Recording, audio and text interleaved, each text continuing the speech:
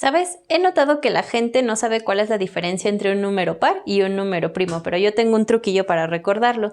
Si se divide entre 1 y simismillo, seguro que es primillo. Si se divide entre 2 y 4, seguramente es par, mi chato.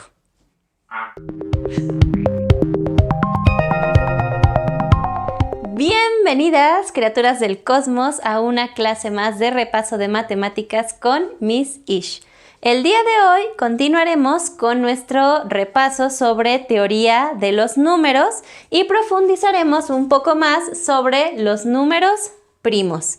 Recordemos que los números primos son aquellos que solo se pueden dividir de forma exacta entre ellos mismos y el número 1. Aquí abajo les tengo la lista de los números primos que hay entre el número 1 y el número 100.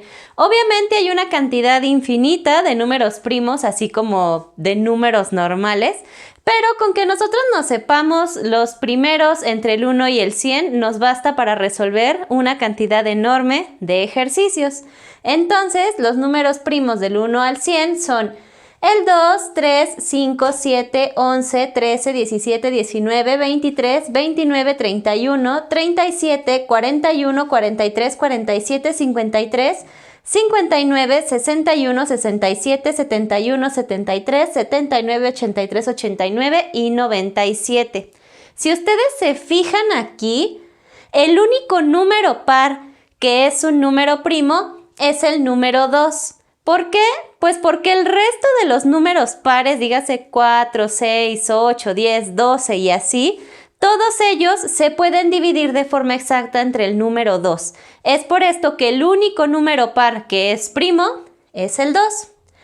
También podemos darnos cuenta que entre todos los números primos, el único que termina en 5, pues es el número 5. Esto porque también todos los números que terminan en 5, como 15, 25, 30, son divisibles entre 5 de forma exacta, por eso tampoco pueden ser primos, ¿de acuerdo?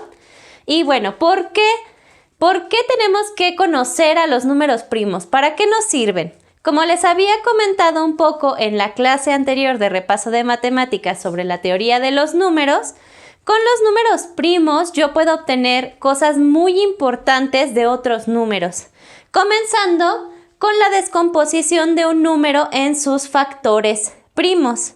Cuando yo descompongo un número en factores primos, lo que estoy haciendo es expresarlo como una multiplicación de números primos. Recordemos que como los números primos no son divisibles de forma exacta entre ningún otro, son lo más pequeño entre lo que yo puedo dividir un número. Entonces, al sacar los factores primos, estoy obteniendo una multiplicación de los números más puros entre los que yo puedo descomponer un número más grande. Para esto tenemos que hacer una división, pero antes de pasar a un ejemplo, vale la pena mencionar estos 3 criterios de divisibilidad que nos van a hacer más fácil el proceso de obtener los factores primos de un número y también el mínimo común múltiplo y el máximo común divisor, que nos dicen lo siguiente: todos los números pares mayores a 2 y el 2 incluido en ellos son divisibles entre 2. Todos los números que terminan en 5 o en 0 son divisibles entre 5. Y todos los números cuyos dígitos sumados me den 3, 6 o 9 son divisibles entre 3. Por ejemplo, podemos tener el número 12. Si yo lo separo y lo sumo, 1 más 2, esto me da 3. Por lo tanto, el 12 es divisible entre 3. Otro ejemplo, el número 75. Si yo lo sumo, 7 más 5, esto me va a dar 12. Como otra vez me dio 2 cifras, las vuelvo a sumar. Pero yo ya vi que el 12, 1 más 2 es 3. Por lo tanto, 75 también es divisible entre 3. Si yo lo intentara, por ejemplo, con el número 13, el 1 más 3 me da 4. Por lo tanto, este no es divisible entre 3. ¿Vale? Tal vez no es tan sencillo de recordar como que los pares son divisibles entre 2 y si terminan en 5 y 0 son divisibles entre 5, pero también es un procedimiento sencillo con el cual puedo saber si mi número es o no divisible entre 3. Ahora sí, pasemos a ver cómo se obtienen los factores primos de cualquier número. Entonces, vamos a pasar a resolver unos ejemplos de la obtención de los factores primos de los números que tenemos aquí. 144, 150, 85 y 93. El procedimiento por el cual se obtiene la descomposición en factores primos de cualquier número es el siguiente. Vamos a colocar el número en cuestión en esta tablita sobre una especie de cruz. Muchos de ustedes recordarán esto del mínimo común múltiplo y el máximo común divisor, ya que el procedimiento se deriva de este y es muy parecido y lo veremos un poco más adelante. Pero cuando yo quiero obtener los factores primos de un número, lo que tengo que realizar es lo siguiente. Lo coloco en mi tablita y voy a comenzar a dividirlo entre los números primos que se pueda dividir, yéndonos en orden del 2, 3, 5, 7 y así, ¿vale?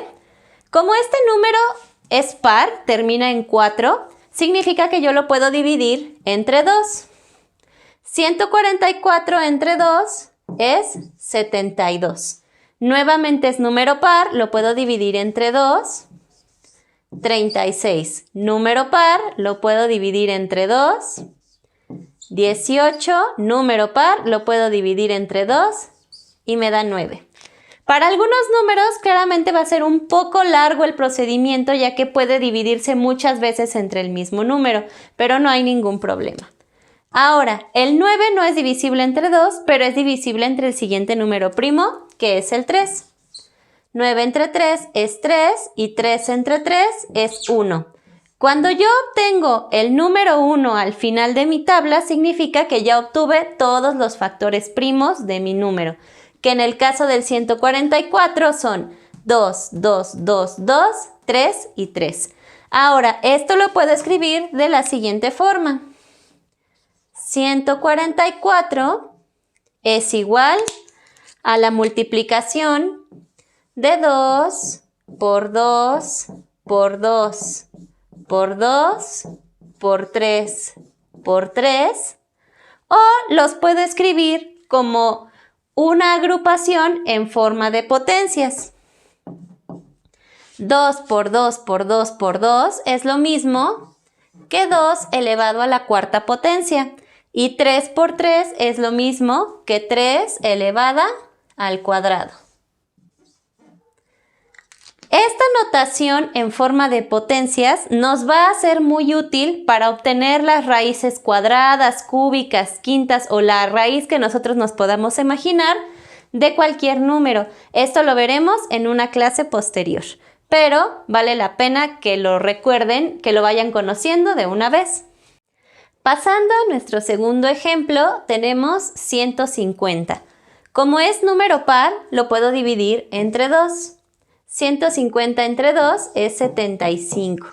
75 ya no es número par, entonces me paso al siguiente en mi lista de números primos, que es el 3. 7 y 5 son 12, 1 y 2 es 3, por lo tanto sí lo puedo dividir entre 3. 75 entre 3 es 25. 2 y 5 son 7, por lo tanto ya no lo puedo dividir entre 3, me paso al siguiente que es el 5. Como 25 termina en 5, sí es divisible entre 5 y el resultado es 5. Finalmente, 5 entre 5 me da 1, lo que significa que ya terminé de obtener los factores primos del 150, que en este caso son 2, 3 y 5 y 5.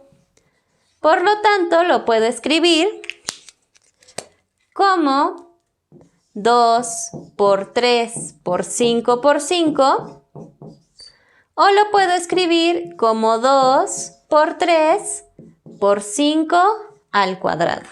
Hay que irnos acostumbrando a esta notación porque suele ser más útil matemáticamente hablando que la de acá arriba, ¿de acuerdo? Ahora, pasemos a estos dos ejemplos que, aunque parece que van a ser largos, igual que estos no lo van a hacer tanto. ¿Por qué? En nuestros primeros dos ejemplos nosotros tenemos números que son bastante divisibles entre una cantidad grande de números primos, pero no todos los números lo son.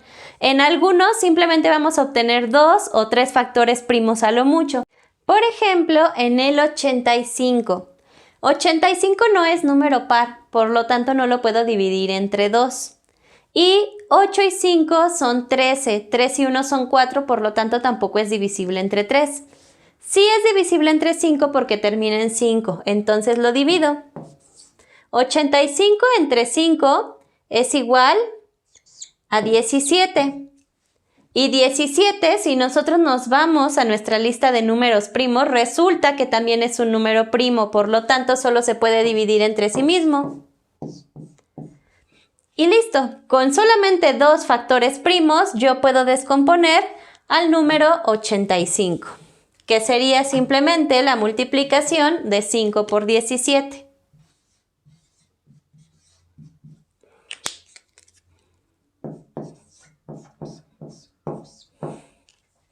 Pasando a un ejemplo más, sería el número 93. En este caso, tampoco es número par, pero 9 y 3 es 12, 2 y 1 son 3, por lo tanto, sí es divisible entre 3. El 93 entre el número 3 es igual a 31. Que nuevamente, si yo me voy a mi lista de números primos, resulta que es un número primo. Por lo tanto, no hay más que yo pueda hacer. Y el 93 también tiene únicamente 2 factores primos, que serían el 3 y el 31.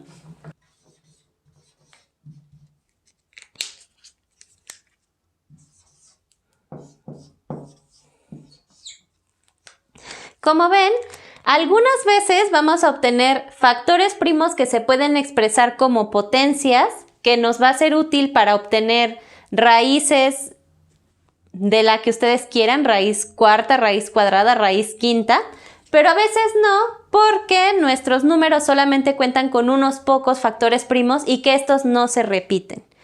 Esta herramienta tal vez no nos sea útil para sacar raíces, pero sí es bastante útil para obtener el mínimo común múltiplo y el máximo común divisor. Y bueno, criaturas del cosmos, espero que este repaso de matemáticas sobre los números primos y la descomposición en factores primos les haya sido de mucha utilidad. Si es así, por favor, regálenme un like y en los comentarios de abajo díganme sobre qué les gustaría tener las siguientes clases. Por favor, no se olviden de seguirme en las redes que les dejo marcadas al final del video y si este contenido les está siendo de ayuda, por favor, suscríbanse al canal.